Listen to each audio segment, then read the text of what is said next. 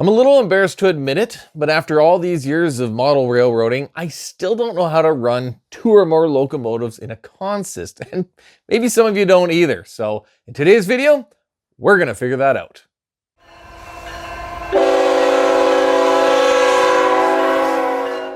So we're gonna do this with 3 different brands of locomotives. These are my Intermountain SD40-2s, DCC with sound, DCC no sound. Then my Broadway Limited SD40-2s, both DCC with sound.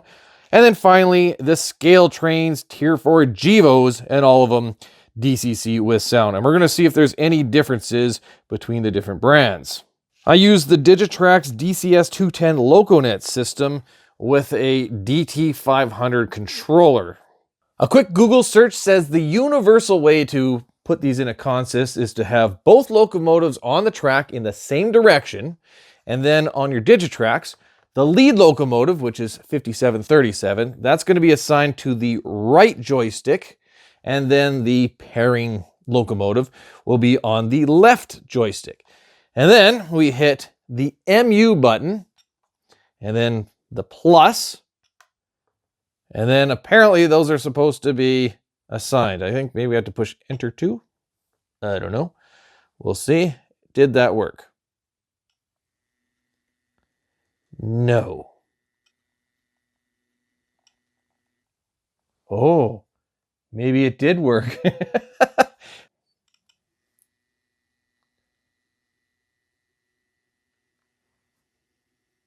So these are working, but you can see the speed trim are different on both of them. I might have to do a full reset on both locomotives just to get them to be the same.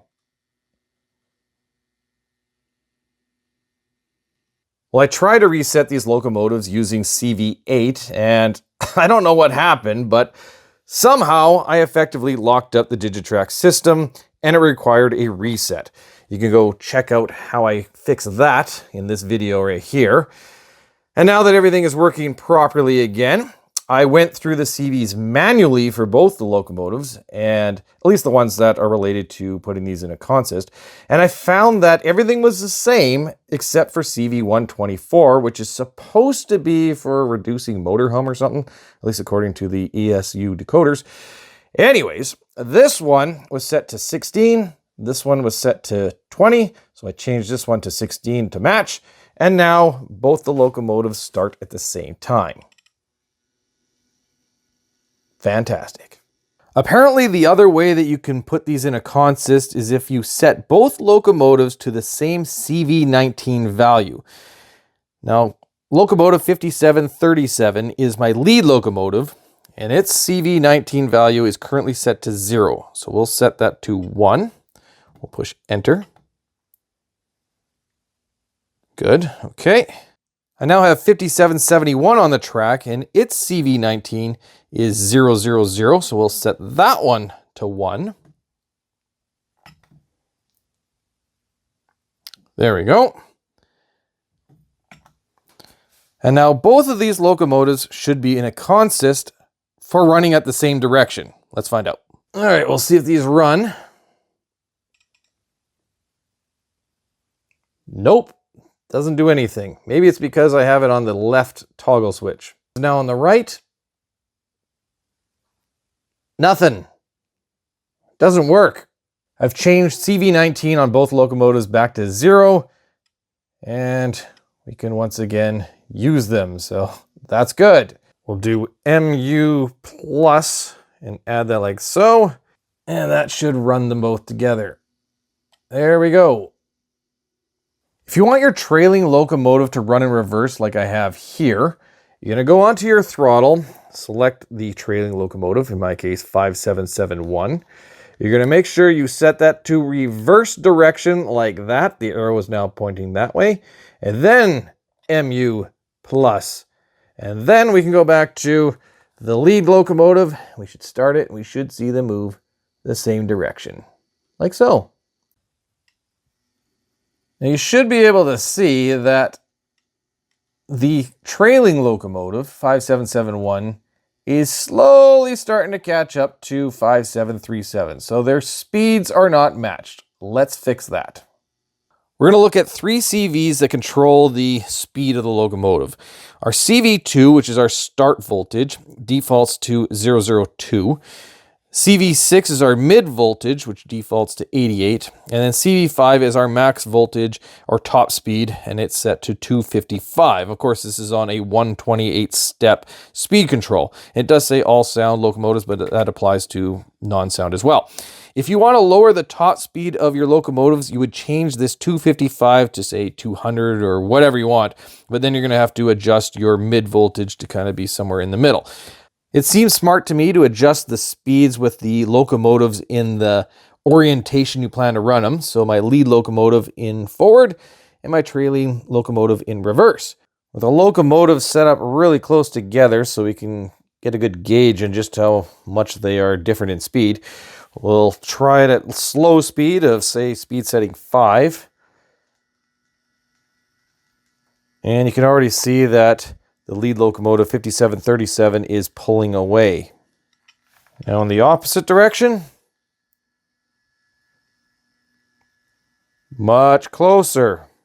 This is speed setting 20. And again, 5737 is quite a bit faster. And in the other direction, again, much closer. Since we know that 5737 is faster forwards than it is in reverse, we're going to look at our speed trims in forward and reverse direction. CV66 is forward trim, CV95 is reverse trim. It's basically a multiplier that ranges between 0 and 255. The default setting, or the default CV, is 128, which both of these are currently set to 128. And because this one is faster forwards, we're going to reduce CV66. We'll go to the throttle. We'll make sure that 5737 is selected. We'll go to program. We'll push that until it cycles to PO. We want our CV value, so we got that highlighted. We'll go to 66, and then we'll change this one. Since it was 128, let's reduce it to maybe, I don't know, 120. We'll hit enter. And we're good to go to try it again. All right, here we go.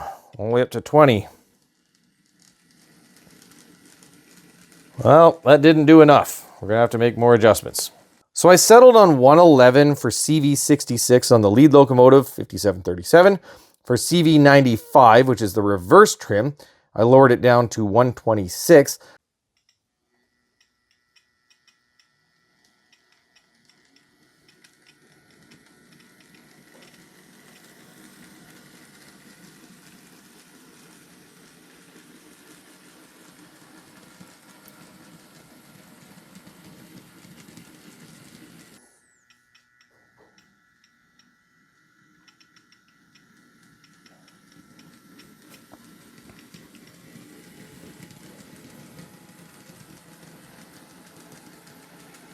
I think that's pretty good. I think we can move on to the BLIs now. 5668 will be our lead locomotive, and 5692 will be our trailing locomotive. We have 5668 on the right throttle, and 5692 on the left throttle. We'll select this one, and we'll make sure it's in the reverse direction, like so. MU plus, we should be good to go.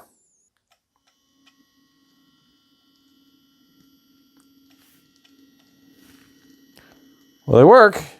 The speeds are off. On the programming track, I discovered locomotive 5668 had a CV2 value of 3, while 5692 had a CV2 value of 1, which is why it started so much slower. So I'm going to change this one's CV2 value to 1, and hopefully they will operate the same. Let's try this again. Oh, that's way better.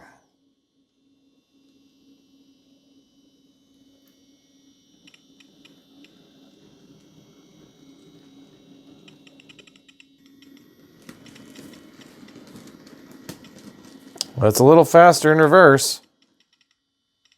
From the factory, these two BLI locomotives have their CV66 and CV95 values set to 0. That again is your forward and reverse trims. So I had to go into the locomotives and set their CV66 and 95 values to 128. So I could go into this one and change the CV95 to 121, which is the reverse trim. And now you'll see it's running really, really good. I did discover a bit of a problem though. When I'm traveling at a good speed right now, speed setting 20, and I stop it, you'll see that locomotive has, I guess it carries some momentum more than this one. That one stops much more quickly. And it only happens in the reverse direction for that locomotive. I've gone into the decoders and checked the CV values. CV3 is momentum on acceleration, and CV4 is momentum on deceleration. CV3, they're both set to 10. CV4, they're both set to 5. So it tells me that this one has a bit of a discrepancy to that one. Probably a mechanical issue with something to do with the motors or the gearing or whatever. I don't know. Either way, they're slightly different. So the only way I can think of fixing this is going into both locomotives and changing their CV4 value, which is momentum on deceleration, to a higher number like 20, and hopefully I can force more momentum on both of them, and maybe that'll fix the problem.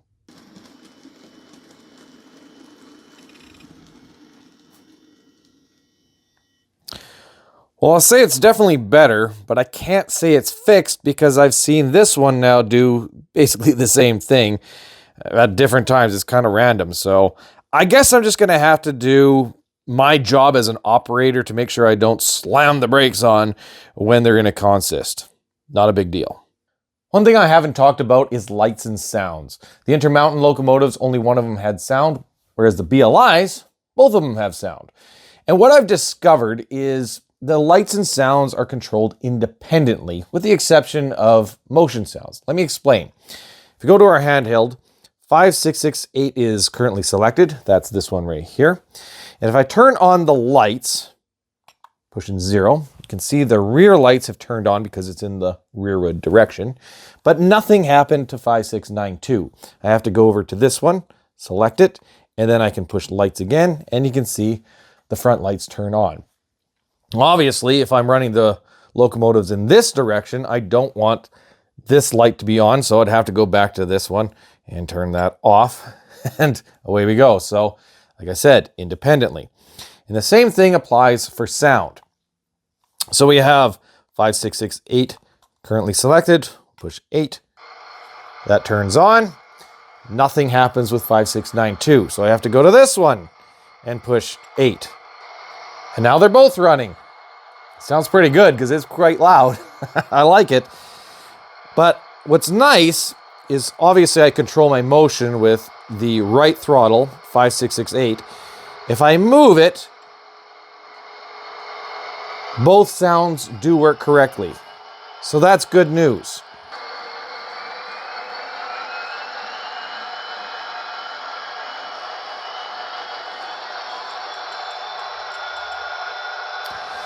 So the motion sounds are in unison, which is great. But if I want to do a horn sound, for example, it's only going to run off the locomotive that I had selected, which currently is 5668. If I wanted to come off this one, 5692, I select this locomotive, and it only does one at a time. Same thing with all the other functions, right? So when I have two locomotives running, let me shut this off. There we go. When I have just two locomotives in a consist, it's not really a big deal because I can control them both right here. But what happens if I have 3 or 4 locomotives in a consist? Well, that leads us to the Scaletrains. I've already put the locomotives on the programming track and I can confirm they all share the same CV values. I've already gone ahead and make a couple of changes. I've changed CV2, which is their start voltage, from 3 to 2. And then I changed CV124 from 20 to 16. And that allows all of them to start right away, which is what I like. Now I've put these two locomotives in a consist already. 3062 is my lead locomotive, and this 3104 is the trailing locomotive. But now, can we add the third locomotive to the consist? I currently have locomotive 3104 as our trailing locomotive on the Digitrax system. So we need to switch that. So we'll go to here, go loco 3019, enter. Make sure we switch that, the direction, so it's the opposite of that. Okay, now we'll go MU plus, and let's see if it works. Ah, it works. That's fantastic.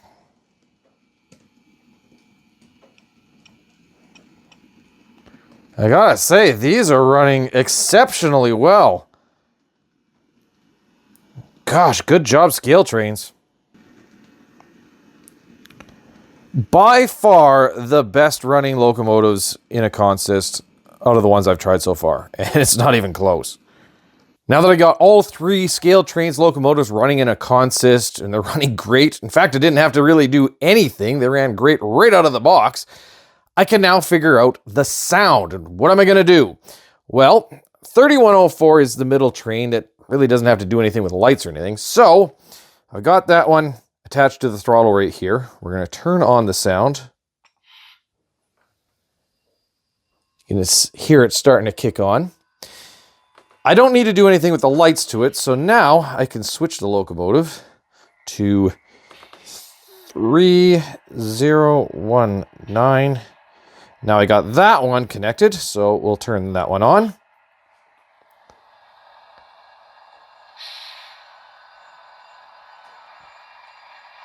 There it goes.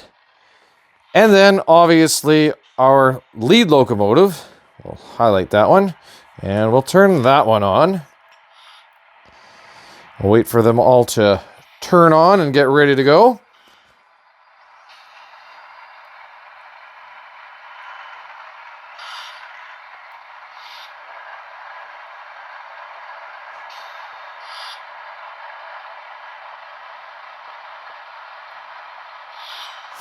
This is fun.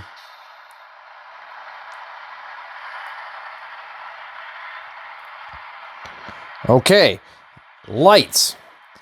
I could run the lights on this one, like so, which I guess would be in the back. There it goes. And then with 3019, we're going to run it in this one in the forward direction. So we'll turn the lights on this one. There we go. And now this locomotive is ready to run. Let's go.